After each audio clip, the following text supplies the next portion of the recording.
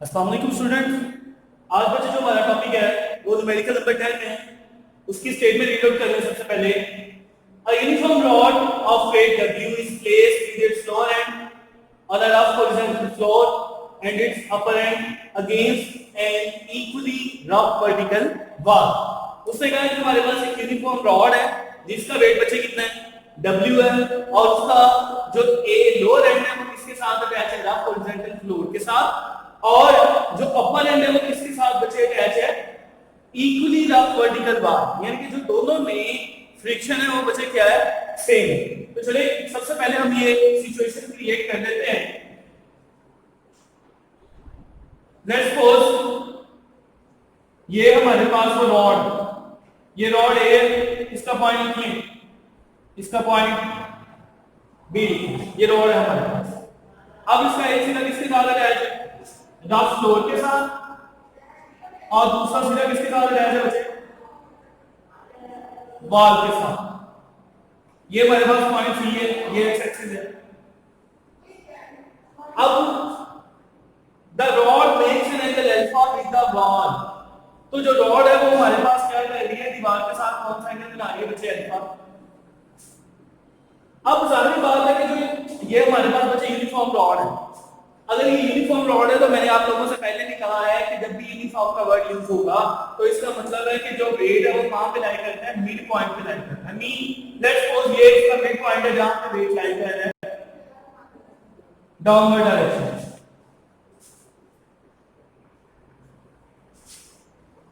इसको आप जी का नाम दिया। आगे देने से क्या करना end is just prevented from slipping down by a horizontal force P applied at its middle point। ये क्या है कि इसको स्लिप होने से बचाने के लिए, किसको स्लिप होने से बचाने के लिए, ये जो हमारे पास रॉड है इसको स्लिप होने से बचाने के लिए उसके मिडल पे एक फोर्स P लगाई जाती है। किस डायरेक्शन में horizontal force P, horizontal force एक लगाई जाती है इस रॉड के मिडल पे, इस रॉड को स्लिप होने से बचाने के लिए।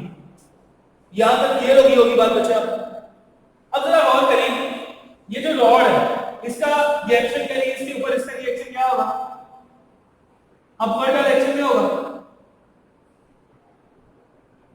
ये हमारे पास क्लोज कर लें जी, ये हमारे पास क्या हो गया आर हो गया। और जब ये रॉड स्लिप होनी है तो आगे की तरफ जानी है, तो इसका मतलब है जो हमारे पास फ्रिक्शन की फोर्स होगी वो इस तरफ होगी। सिमिलरली यहां पे भी इसका जो रिएक्शन होगा वो इस तरफ होगा और जो हमारे पास इसका नॉर्मल रिएक्शन होगा बच्चे वो अपवर्ड डायरेक्शन में होगा। वो क्या होगा म्यू एस होगा। इसके बाद भी बच्चे, अब बच्चे जो हमने काम किया है ऊपर मैंने सिर्फ नीचे डिस्क्राइब किया है कि consider a rod AB is equal to 2A having weight is placed with its lower end A on the horizontal floor and upper end B। ये हमारे पास एक रॉड है जिसकी लेंथ कितनी है 2A है और उसका एक एंड हॉरिजॉन्टल के साथ टच कर रहा है और दूसरा वर्टिकल वॉल के साथ, और वॉल और रोड के दरमियान जो एंगल बन रहा है वो अल्फा। अब अच्छा यहाँ पे according to first condition of equilibrium horizontal force,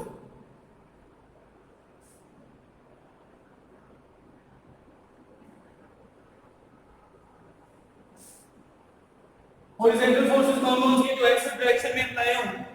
एक ये है, तो मैंने कहा था कि अगर एरो की डायरेक्शन किस तरफ होगी पॉजिटिव एक्स की तरफ, तो इसके साथ क्या आएगा पॉजिटिव। इसके बाद ये न्यू आर की डायरेक्शन किस तरफ पॉजिटिव एक्स एक्सिस की तरफ है तो इसका भी क्या आएगा पॉजिटिव। ये जो एस है इसकी डायरेक्शन किस तरफ है अलोंग नेगेटिव एक्स, तो इसके साथ नेगेटिव आएगा। तो यहां पे बच्चे क्या हो गया हमारे पास p प्लस न्यू आर, ये माइनस का एस है तो दूसरी साइड पे जाके क्या हो जाएगा प्लस का एस, p लिखने हैं p is equal to s minus mu. Similarly बच्चे यहां पे vertical forces,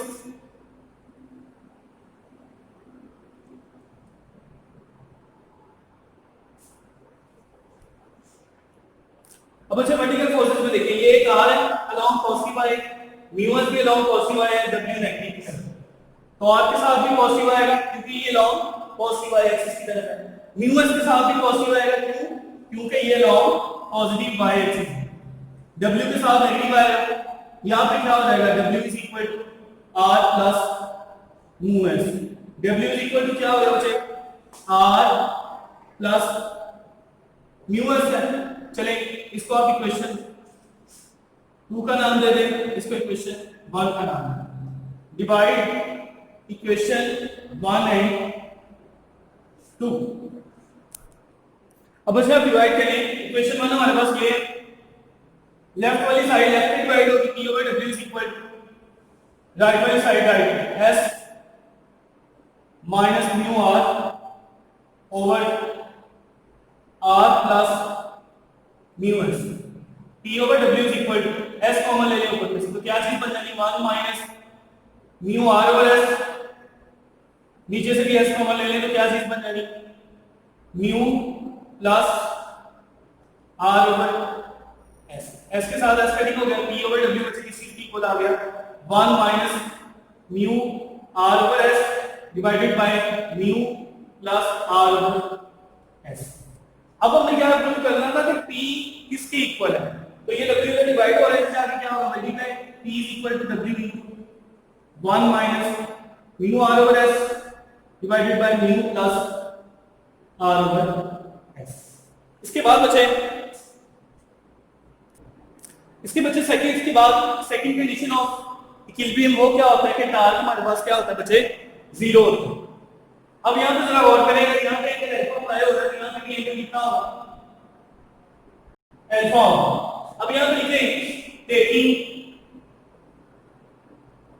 momentum about point जी। अब आप देखेंगे सर आपने यहां पे टेकिंग मोमेंट अबाउट पॉइंट जी क्यों लिखा और क्यों नहीं लिखा, तो बच्चे एक क्वेश्चन में क्या गिवन है कि हमारे पास यूनिफॉर्म रॉड है, तो जब भी यूनिफॉर्म रॉड हो तो उसका वेट कहां पे लाई करता है, मिड पे लाई करता है, ठीक है। और दूसरी बात हम वो पॉइंट लेते हैं, मोमेंट आर्म उस पॉइंट पे लेते हैं जहां पर फोर्स अप्लाई करने से इफेक्ट हो रहा हो, क्यों? क्योंकि हमारे पास टार्क क्या होता है, turning effect of a force is called torque. तो हमने ये देखना है कि फोर्स लगाने से हमारे पास किस पॉइंट पे टर्निंग इफेक्ट प्रोड्यूस हो रहा है। तो सबसे पहले हम देखें जी है, फोर्स कौन सी है, एक r है, एक p है, एक w है, एक म्यू r है, एक s है और दूसरा म्यू s है। जिस पॉइंट के अबाउट आप मोमेंट आर्म ले रहे हो, अगर उसमें से कोई फोर्सेस पास कर रही हो तो बच्चे उसका जो मोमेंटम आर्म होगा वो क्या होगा, 0 होगा। मतलब हम मोमेंट आर्म किसके अबाउट ले रहे हैं, पॉइंट g के अबाउट ले रहे हैं, तो इसका मतलब है जो p होगा उसका भी मोमेंट आर्म 0 और जो w होगा उसका भी मोमेंट आर्म 0 होगा। अब यहां पे चलते हैं ट्रायंगल AGW। पहले AGW का टार्क फाइंड आउट कर लें, यहां पर मैं बता देता हूं आपको, ये A ये G है, ये पॉइंट क्या है नीचे W है, इसको A डैश का नाम, इसको आप A डैश का नाम दे दें। यहां पे एंगल क्या बन रहा है, अल्फा। तो AG हमारे पास मोमेंट आर्म है, टार्क के लिए क्या होना चाहिए, जो हमारे पास फोर्स है और मोमेंट आर्म है एक दूसरे के क्या हो, परपेंडिकुलर हो, लेकिन ये नहीं है। तो जब ऐसा ना हो हम उसके क्या करते हैं, कंपोनेंट ड्रा करते हैं। तो अल्फा के सामने वाला कंपोनेंट क्या हो जाता है, AG sin अल्फा, और ये वाला AG cos अल्फा। अगर हम इसका टार्क में यूज करना चाहें तो टार्क इसका क्या होगा बच्चे, W multiply by AG sin of alpha, ठीक है बच्चे। अब इसके बाद फिर क्या काम करेंगे, और चले जाए, ये जो R फोर्स लग रही है जरा गौर करें, या इसको थोड़ा सा आगे बढ़ाना, ये चीज बन रही है, कॉरस्पॉन्डिंग एंगल्स क्या होते हैं, सेम। यहां पे एंगल क्या है, अल्फा, इस पॉइंट को आप नाम देते हैं n का।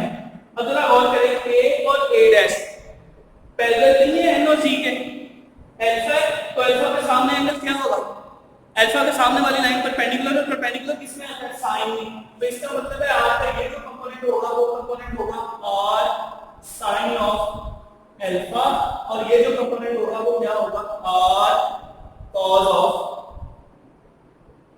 अल्फा। ठीक होगी बात बच्चे। तो क्या है, हमने इनका टार कैलकुलेट करना है। तो टार क्या होता है, फोर्स और उसके जो परपेंडिकुलर कंपोनेंट है, परपेंडिकुलर कंपोनेंट कौन सा है, आर साइन ऑफ अल्फा। तो इसको क्या हमने काम करना है बच्चे, ए जी, यहां सॉरी इसका आएगा मोमेंट आर का आता, यहां पे ए जी आना, क्योंकि हम ए जी के कंपोनेंट्स ड्रा कर रहे हैं, ठीक है।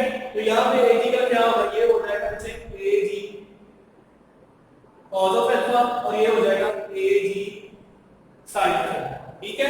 ये ए जी हमारे पास मोमेंट आर्म है, इसके हम कंपोनेंट ड्रा कर रहे हैं, ये है ए जी साइन अल्फा, ए जी साइन अल्फा। तो ए जी साइन अल्फा को आर के साथ मल्टीप्लाई करते हैं, वो भी हमारे पास टार को होगा, यहां पे लिख लें टार dot R multiply by a ji sine of alpha. Clear होगी बात है। अब इसी तरह से हमने क्या काम करना है, अब हमने दूसरा काम बची ये करना है कि ये जो हमारे पास न्यू आर्किंग भी करती है, आर्किंग आप ऐसे वाली आ, तो इसके लिए देखें आप यहां पे देखिए, ये हमारे पास जी बी है, अल्फा अल्फा के सामने क्या होना है, साइन आता है, तो ये कंपोनेंट कौन सा हो जाएगा, ये कंपोनेंट हो जाएगा जी बी साइन अल्फा, और ये कंपोनेंट कौन सा हो जाएगा बच्चे, G B cos of alpha. तो फोर्स मल्टीप्लाई बाय मोमेंटम, लेकिन वो वाला कंपोनेंट जो टार इसकी क्या हो, फोर्स के परपेंडिकुलर हो, तो इस दोनों का टार क्या निकलेगा, टार इज इक्वल टू फोर्स हमारे पास एस है और मोमेंट आर्म क्या है हमारे पास, g B cos of alpha. Similarly ये सिचुएशन म्यू एस के लिए, अब म्यू एस के लिए हमारे पास क्या होगा बच्चे, अब म्यू एस के लिए बच्चे क्या होना, देखिए ये जो म्यू एस है, जी बी हमारे पास मोमेंट आर्म है, तो ये मोमेंट आर्म का एक ये कंपोनेंट है, एक ये कंपोनेंट है, तो जो म्यू एस फोर्स है वो moment arm G B sine alpha का जो कंपोनेंट है उसके क्या परपेंडिकुलर, तो इसका बच्चे जो टार्क होगा वो क्या होगा, यहां पे मैं लिख देता हूं टार्क, इसका टार्क होगा बच्चे force multiply by moment arm, moment arm कौन सा, जो परपेंडिकुलर कंपोनेंट हो, G B sine of alpha. यहां तक क्लियर होगी ये बात बच्चे। इसके बाद हम आगे कैलकुलेट करते हैं। इसके बाद फिर बच्चे हमने क्या ये देखना है, हमने लिखा टार्क इक्वल टू 0, तो टार्क तभी 0 होता है जब क्लॉकवाइज टार्क और एंटी क्लॉकवाइज क्या हो, इक्वल हो। तो यहाँ पे टार्क देखें, सबसे पहले ये देखें, ये मूवमेंट आर्म आपने यहाँ से कैलकुलेट करना है, आप जिसके अबाउट ले रहे हो उसको आपने फिक्स रखना है और जिस डायरेक्शन में आप फोर्स लगा रहे हो उसको आपने मूव करना है। ये देखिए ये आर की में कर रहा है, आर किस डायरेक्शन में मूव कर रहा है, आपका डायरेक्शन में, तो मार्केट की लोकेशन देखिए आप क्लॉकवाइज है, तो इसका मतलब है कि जो आर से टार्क प्रोड्यूस होगा वो क्या होगा बच्चे, नेगेटिव होगा, क्योंकि क्लॉकवाइज टार्क क्या होता है नेगेटिव, तो यहां पे आ जाएगा minus R A ji sine of alpha. अब इसके बाद म्यू आर की तरफ चले जाएं, याद फिक्स करें म्यू आर किस डायरेक्शन में लगी, फोर्स की डायरेक्शन में, मूवमेंट आर्म मार्केट को रोटेट करवाएं, ये देखिए, तो बच्चे जो मूवमेंट हमारा मार्क है वो इस डायरेक्शन में मूव कर रहा है, तो ऐसे जो हमारे पास ये एंटी क्लॉकवाइज है, तो एंटी क्लॉकवाइज का क्या होता है पॉजिटिव, ये हो जाएगा म्यू आर, उसके बाद यहां पे लिखा हुआ है mu R S is equal to, यहाँ पे S है म्यू आर, ये म्यू आर कंपोनेंट है, तो ये इसके perpendicular mu R g cos alpha आ जाएगा, क्योंकि ये हमारे पास बन है ए जी साइन अल्फा और ये ए जी cos ऑफ अल्फा। अब सिमिलरली बच्चे S के लिए यहाँ पे देखिए, यहाँ से मार्कर को मूव करवाएं, तो ये जो S फोर्स है किस डायरेक्शन में लग रही है, एंटी क्लॉकवाइज में, तो ये भी क्या होगी पॉजिटिव, यहाँ से जो टार्क प्रोड्यूस होगा वो क्या होगा positive S multiply by G B cos alpha. Yes mu S देखिए आप कैसे एंटी क्लॉकवाइज ऐसे मूव कर रही है, तो ये भी बच्चे क्लॉकवाइज नहीं है, एंटी क्लॉकवाइज है, तो यहां से जो टार्क प्रोड्यूस होगा वो भी क्या होगा पॉजिटिव, जो कि mu S multiply by G B sine alpha is equal to 0। अब यहां पे बच्चे क्या काम किया था हमने, ये पी वैसे का वैसे जो टास्क हमारे पास कैलकुलेट हुआ था वो यहां पे लिख दिया। यही सारी सिचुएशन मैंने ऊपर पुट की है। एस वाली वैल्यूज जो सी थी एस ए इन दोनों में से ऐसे कॉमन आ रहा था, बाकी ये चीज ये माइनस का था, इधर जाके प्लस हो गया, ये प्लस का था, इधर जाके माइनस हो गया, दोनों में से आने कॉमन आ रहा था, वो कॉमन ले लिया। अब बच्चे एक के साथ एक क्या हो गया, कटिंग हो गया। जरा गौर करें, यहाँ पे आर ओवर एस लिखा हुआ है, इसका मतलब है कि अगर हम किसी तरह से आर ओवर एस की कीमत निकाल के यहाँ पे पुट कर दें तो हमारे पास आंसर आ जाएगा। आर ये एस क्या हो गया, इसके नीचे आ गया और ये चीज इधर चली गई, यहाँ पे ये चीज बन गई। अब अच्छा आप लोगों को पता है कि म्यू किस चीज की इक्वल होता है, tan ऑफ लैम्डा। यहाँ पे इसकी वैल्यू पुट की sin lambda sin alpha over cos lambda. Similarly नीचे इनको सॉल्व कर दिया, ये रिजल्ट आ गया। ये आपको पता है फार्मूला होता है, तो फार्मूले को क्लोज किया, ये रिजल्ट आ गया। तो ये r ओवर s हमने यहाँ पे पुट कर दिया, p is equal to w1 minus mu r over s। यहाँ पे मैंने इसकी वैल्यू पुट कर दी, r ओवर s की value cos alpha minus lambda sin alpha minus lambda, और म्यू की वैल्यू कितनी थी हमारे पास, tan लैम्डा। tan लैम्डा किस चीज की इक्वल होता है, sin lambda over cos lambda. Similarly नीचे sin lambda over cos lambda, ये चीज वैसे की वैसे। इनका आप एलसीएम लोगे, उनको सॉल्व करोगे तो रिजल्ट ये आएगा। सिमिलरली नीचे सॉल्व करेंगे तो रिजल्ट ये आएगा। फार्मूला क्लोज करें, ये सारी चीज बच्चे आपके पास अल्फा है और ये चीज बीटा है। सिमिलरली ये चीज अल्फा और ये चीज बीटा। तो फार्मूला क्लोज किया, sin अल्फा माइनस बीटा, नीचे भी अल्फा बीटा, तो cos अल्फा माइनस बीटा, ये क्या हो गया, अल्फा माइनस 2 लैम्डा। तो sin alpha minus 2 lambda over cos alpha minus 2 lambda is equal to tan alpha minus 2 lambda. अब बच्चों जरा गौर करें, ये जो हमारे पास फोर्स ऑफ फ्रिक्शन की फोर्स किस डायरेक्शन में लग रही है, पॉजिटिव एक्स की डायरेक्शन में लग रही है। तो इसका मतलब ये होगा कि ये जो एंगल अल्फा है ये ग्रेटर देन होगा किससे, 2 लैम्डा से। हमने लैम्डा फाइंड आउट करना है, तो लैम्डा क्या हो जाएगा, लेस देन अल्फा ओवर 2।